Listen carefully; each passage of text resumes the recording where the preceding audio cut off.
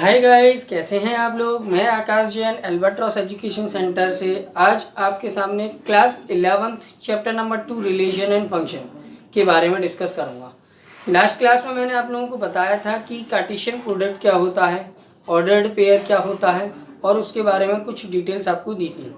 आज उसी चीज़ पर बेस्ड मैं आपको कुछ क्वेश्चंस करा रहा हूँ, यानी कि कार्टेशियन प्रोडक्ट पर बेस्ड और ऑर्डर्ड पेयर क्या होते हैं, कार्टेशियन प्रोडक्ट पर बेस्ड कुछ क्वेश्चंस को कराता हूँ।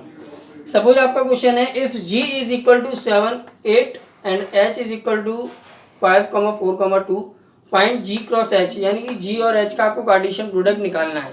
g क्रॉस h सबसे पहले आपको मैंने बताया भी था कि ऑर्डर्ड पेयर के बारे में। ऑर्डर्ड पेयर क्या होता है? Ordered pair means consist of 2 element और ऑब्जेक्ट। वो पेयर जिसके अंदर 2 एलिमेंट या ऑब्जेक्ट होते हैं और उनका ऑर्डर फिक्स होता है, यानी कि पहला एलिमेंट पहले सेट से और दूसरा एलिमेंट दूसरे सेट से, उसके पेयर को हम लोग क्या कहते हैं? Ordered pair. तो वही चीज़ हम लोग यहाँ पर कैरी ऑन करते हैं।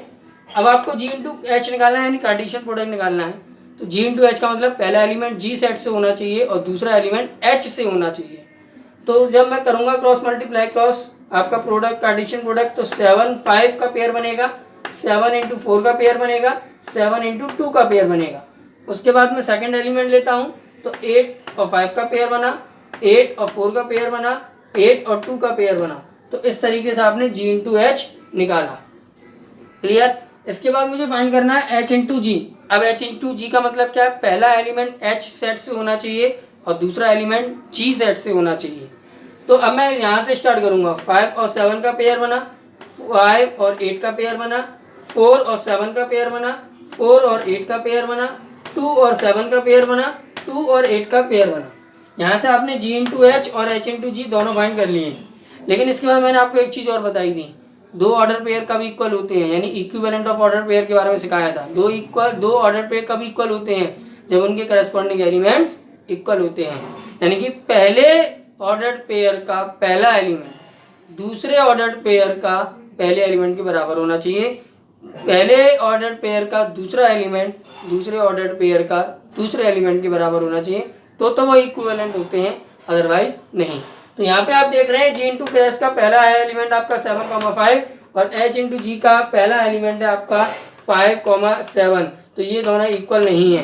तो यही चीज़ मैंने आपको बताई थी। इसका मतलब g into h is not equal to h cross g।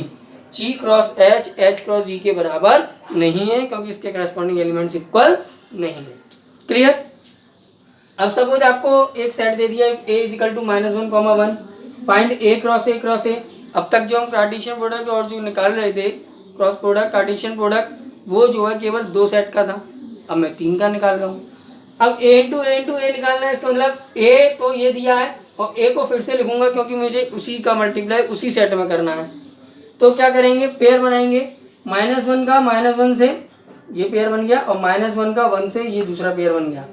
फिर 1 का लूंगा मैं, 1 का -1 से ये आपका पेयर बन गया, 1 का 1 से ये आपका पेयर बन गया। ये आपका आ गया a cross a। a cross a आने के बाद आपको निकालना है a क्रॉस a, यानी कि फिर से a क्रॉस a का मल्टीप्लाई, ये जो है a क्रॉस a का पेयर जो है a से बनाना है। तो -1 का -1 से करेंगे तो ये आपका बन जाएगा -1, फिर -1 का 1 से बनाएंगे तो बनेगा -1, 1।